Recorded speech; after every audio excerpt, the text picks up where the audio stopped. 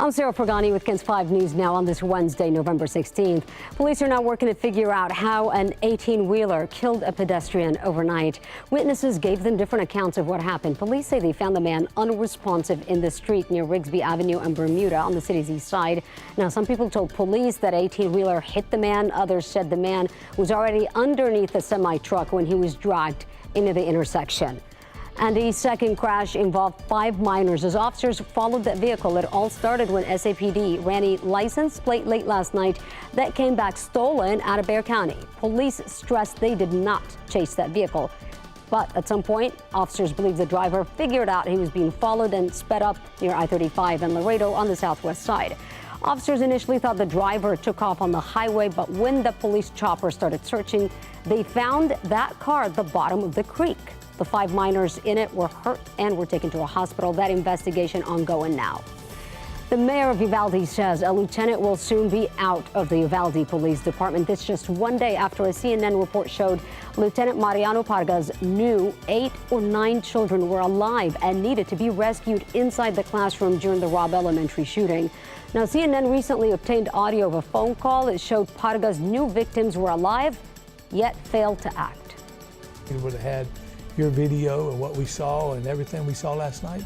I think Mariano would have been gone sooner, in my opinion. Would have been gone. Now, Pargas has been on leave since July, but Mayor Don McLaughlin told CNN this now gives city officials reason to stop paying Pargas. It could happen by the end of the week, if not sooner. A man shot and killed at the Rim Shopping Center nearly 3 years ago. Now, police are making a new push to find his killer. Police say Savon Kyle was driving a white Porsche with his 8-year-old child. A sedan pulled up and sprayed that Porsche with bullets. Kyle died at the hospital, and the child was not hurt. Now, police are still looking for the shooter's dark-colored sedan. If you have any tips, call Crime Stoppers at 224-STOP. Texas State University police now looking for a suspect after flyers were found with threats of possible explosions. Police say the threats are unsubstantiated. Students were first alerted Tuesday afternoon over their phones. Sweeps were performed, and all of it now causing anxiety among some students who say they're unsure about going to class.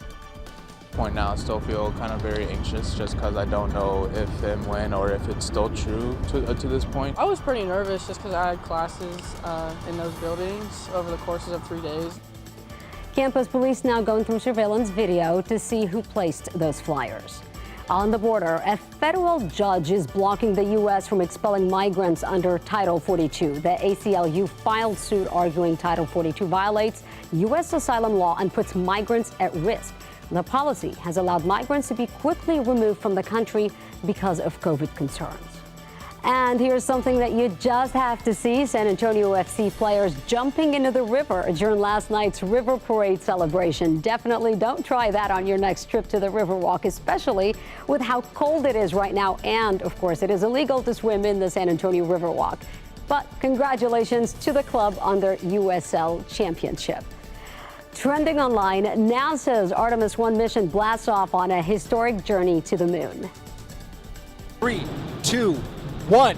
Boosters in ignition and liftoff of Artemis 1. We rise together back to the moon and beyond. Beautiful sight. The rocket launched from the Kennedy Space Center in Florida just before 1 a.m. our time. This after 2 similar attempts were scrubbed in the past. The capsule is now headed for deep space on a 25-day journey around the moon.